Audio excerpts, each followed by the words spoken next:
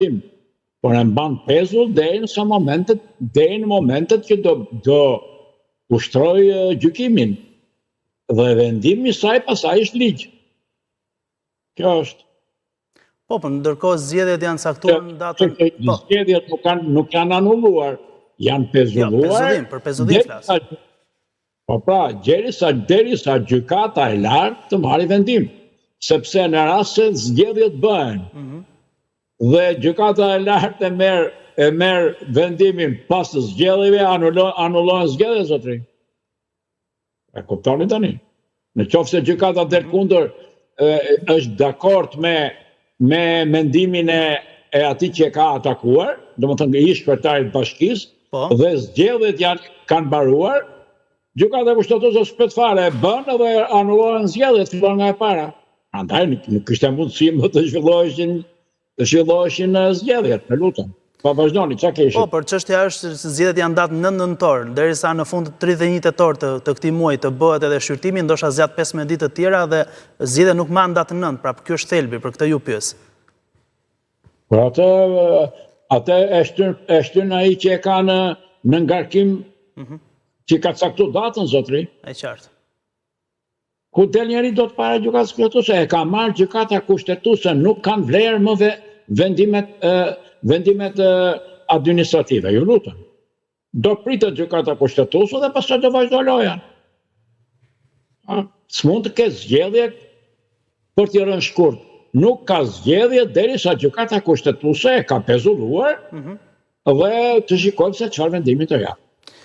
Po, patjetër. Zoti Ngjela, duhet të marrë një mendim edhe një këndvështrim tuaj në sa i takon ngjarjes së rëndë të vrasjes së gjyqtarit 2 ditë më parë. Është padyshim shumë e rëndësishme të diskutohet edhe të merret në konsiderat edhe mendimi juaj sa i takon dhe sigurisë në gjykata. Domethënë si e shihni këtë aspekt sepse ka patur në fakt shumë diskutime e pretendime që siguria nuk ka qenë në formën e dur dhe kush ka të drejtë ta ruajë këtë institucion kaq të rëndësishëm. Aspektin jo teknik, por flas edhe te saj, pra se ka patur përgjigje kundër përgjigje nga ana e institucioneve.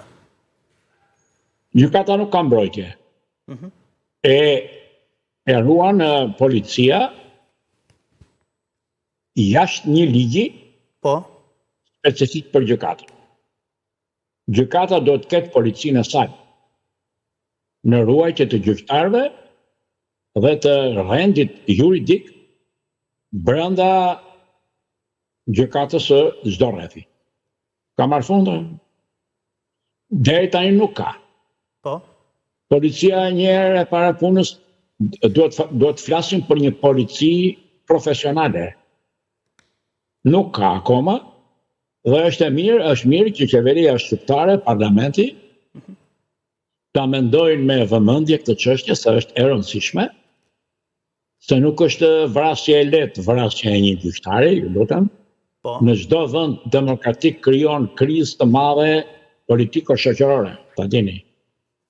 Tani kjo ndodhi, cili e ka fajin dhe si e ka fajin të shikojmë se çdo vendosi spaku, ata që do ta hetojnë, por e rëndësishme është që qeveria shqiptare të futi menjëherë në parlament ligjin për mbrojtjen e pushtetit gjyqësor. Pushteti gjyqësor është prokurori dhe gjykata. Ndërkohë, zoti Ngjela, ka patur një retorik politike që edhe pse her pas here janë anatemuar njerëzit e drejtësisë, në këtë kontekst, për shembull Berisha ka deklaruar më herët që kjo vrasje, kjo ngjarje e rëndë që ka ndodhur është për shkak të Edi Ramës. Ndërsa e kundërta është diskutuar më pas se kjo ngjarje ka, po themi shumë, një proces zinxhir ndër vite pa siguri, anatemimi që i bëhet gjyqtarëve. Si qëndron e vërteta në këtë kontekst? Ka një anatemim të bërë nga ana politikanëve për të ecësh me këtë logjik, zotri, mirë, dëgjoj. Po të ecësh me këtë logjik, thajnë e ka Saliu.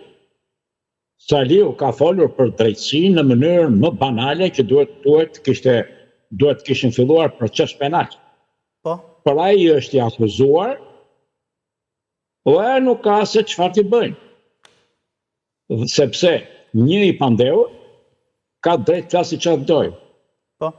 Flas në funksion politik. Akuzon këtë dojë bën e mbron ligji. Megjithatë, ato që bën ai janë low level, niveli ulët politik. Kur një politikan, zotri, pasioni i brendshëm për një interes personal, Po. ose për pushtet, i erëson arsyen,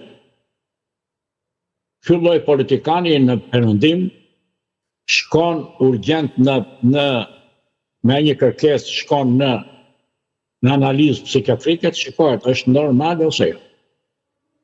Edhe në Shqipëri duhet ta fusim këtë ligj. Që të shohim që këta që flasin kështu kundër pushtetit gjyqësor, i cili nuk preket, Po. janë normal nga ana e psikike apo kanë deviacione skizofrenike, ku e dim.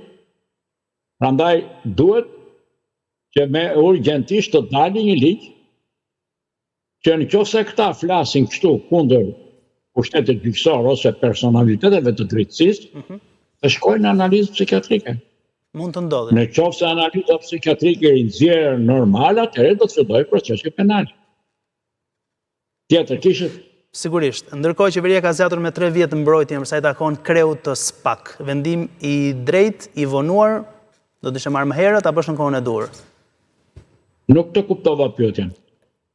3 vite mbrojtje është zgjatja që qeveria ka bërë për kreun e SPAK. Pra për drejtuesin e institucionit. Shpjegojen çik opinionit publik, mbrojtje në funksion të çfarë gjëje? Pra, si një person i cili ka qenë në krye të një institucioni shumë të rëndësishëm, që mund këtë rënë pre edhe, po themi shumë, kërcenimeve ndoshta, në momenti kur përfundon mandatin, 3 vite më pas, ka të drejtë të mbrohet. Pak në këtë e sigurisht. Ashtu është. Është detyrë juridike në të gjithë perëndimin. Mirë, shumë mirë, unë kam menduar se ka qenë, po nuk ka qenë, kanë bërë shumë mirë që kanë bërë. Zgjatje më tej. Ndërkohë, duhet ju marrë një mendim personal. Nuk e di nëse... Zgjatje më tej, pra ka qenë e shkurtër, po, vazhdoni. Po,